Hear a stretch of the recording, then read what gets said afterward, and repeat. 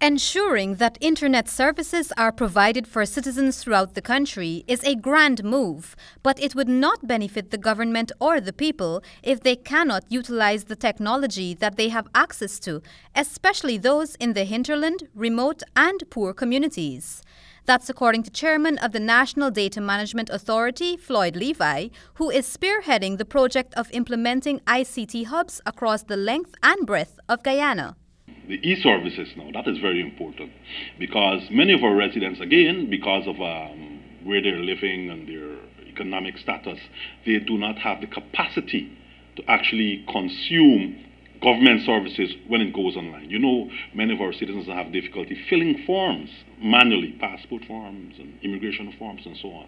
So we do have to implement I would say, a special project to actually teach, whether we're starting with the younger generation first, or whether we're starting with the working adults first, or whether we're starting with the senior citizens, whatever the prioritization, to get our citizens up to a level of IT.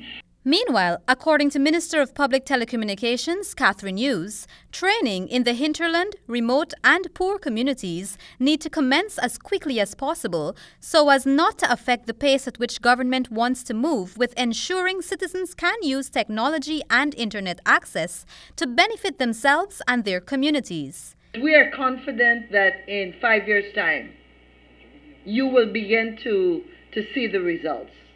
In fact, in the next 2 years, we would be way ahead of where we are right now. And it's all part of a smart Guyana concept. The minister noted that her ministry will embark on developing a course to teach small business owners and entrepreneurs in those areas how to utilize the internet so they can market their products and services online and more. This year, we're now starting to focus on the training.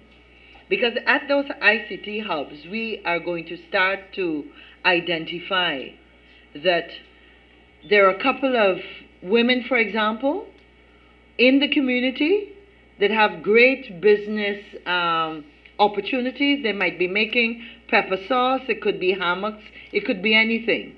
And so within the ministry, we have someone that's looking at the entrepreneurial expansion aspect.